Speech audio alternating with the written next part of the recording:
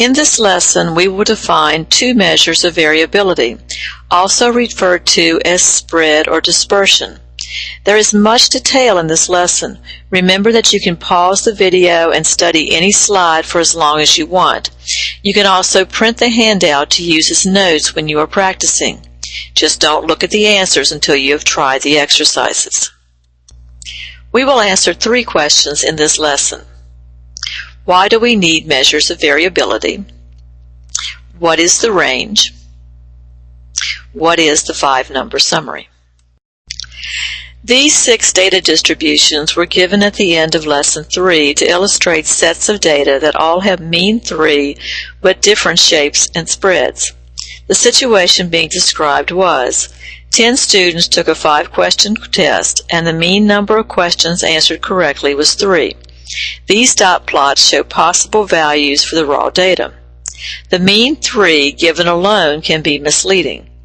In A, all the students had 3 questions correct, while in B, half of the students had all 5 questions correct and half had only 1 question correct. C to F show even other possible distributions with mean 3. Finding and reporting a measure of variability adds some help to understanding the set of data that we are analyzing. The simplest useful numerical description of a distribution has a measure of center and a measure of spread. The simplest measure of variability is the range. The range is found by subtracting the smallest data value from the largest data value. The range tells how far the largest value is from the smallest, and like the mean, is affected by extreme values. Notice that in example 2, only one score is different from example 1, but the range changes from 10 to 30. Distribution A has a range of 0 since all the data values are the same. A 0 range tells us that there is no variability among the scores. Distribution E has a range of 2. The range is 4 for B, C, D, and F, illustrating that adding the range as a measure of spread with the mean of 3 still leaves many possibilities for the shape of the distribution. In all of these distributions, the data is centered around 3 questions correct, and there is at least 1 student with only 1 question correct, and at least 1 student with all 5 correct. Practice finding the range with these 3 sets of grade data. Pause the video while you work. Find the mean and range for each. The answers are: number 1, mean 75, range 50. Number 2, mean 75, range 30. Number 3, mean 75, range 10. Since the means are all 75, the range adds knowledge of the spread. Here is a set of 14 grades. The mean is 75 9/10 and the range is 34. More information about the spread of the distribution of data is given by the use of the 5-number summary. These 5 numbers divide the data into 4 quartiles. We begin by arranging the data in order and finding the median M. Since this data set has 14 scores, an even number, the median is midway between 70 and 75. The median, 72 5/10, is found by adding 70 plus 75 and dividing the sum of 145 by 2.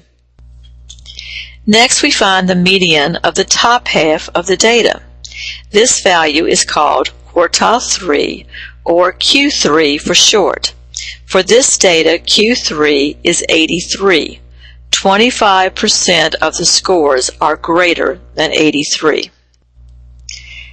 Also find the median of the bottom half of the data. We call this quartile 1, or Q1.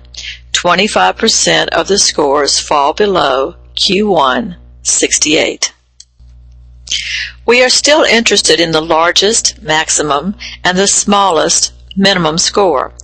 These 2 numbers complete the 5-number summary. The 5-number summary for this data is 65, 68, 72 and 5/10, 83, 99. A class of test grades is divided by gender. Find the 5-number summary for females and also for males. Pause the video to work. When there are an odd number of scores, the median is the center score. Q1 is the middle of the bottom half of scores, and Q3 is the middle of the top half of scores. The 5-number summary for female scores is 66, 68, 77, 88, 99. The 5-number summary for male students is 65, 66, 70, 82, 84. The 5-number summary gives a fairly complete description of the center and spread of a distribution of data. Here is grade data and its 5-number summary. Note that the minimum is only 3 points below Q1, but the maximum is 16 points higher than Q3. Let's now look at a way to graphically display the 5 numbers, adding even more clarity to understanding the data. Graphing will place the number on a scale which will help us see center and spread. Start with a number line that goes from the minimum to the maximum by even intervals. Draw a box from Q1 to Q3. Place a vertical line in the box at the median. Draw a line from the box to the minimum and another line to the maximum. These lines are called whiskers, and the graph is a box and whiskers plot. We can now make several observations about our data.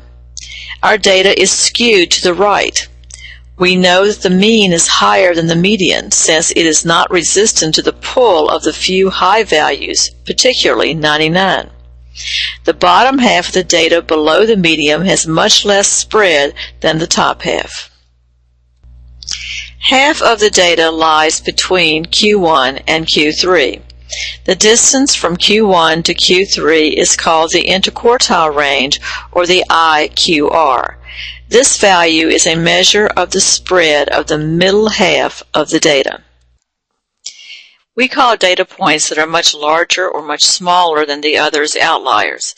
It is important to identify outliers and then look for an explanation. It may be that the outlier was a mistake in recording the data, such as typing 4 3/10 as 43, or it may be that it is accurately a score much higher or lower than all the others. In the case of test scores, you would want to consider reasons why a student is so out of the class pattern, and look for remediation, enrichment, or even a scheduling change. How can we be sure that a number is an outlier? There is a definition using the 5-number summary that we can easily check. Outliers are more than 1.5 times the IQR below Q1 or above Q3. In this example, 1 5/10 times 15 equals 22 5/10. 68 minus 22 5/10 equals 45 5/10. 83 plus 22 5/10 equals 105 5/10. There are no outliers even though the score of 99 seems much higher than most of the scores. Make a box and whiskers plot of the 5-number summaries that you previously found. Pause the video while you do this.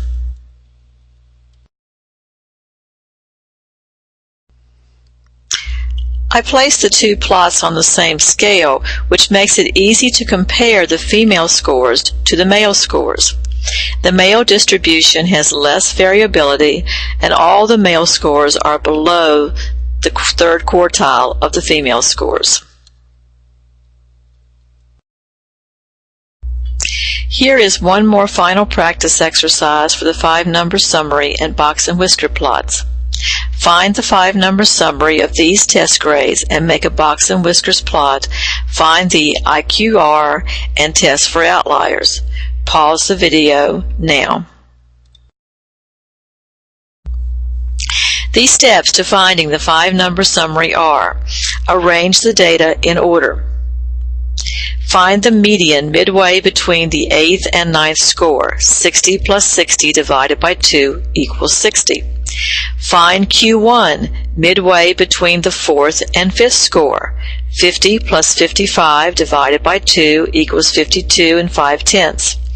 Find Q3 midway between the 12th and 13th score. 65 plus 70 divided by 2 equals 67 and 5/10. Start with the minimum 40 and end with the maximum 100. The 5-number summary is 40, 52 and a half, 60, 67 and a half, 100. Here is the box and whiskers for this data.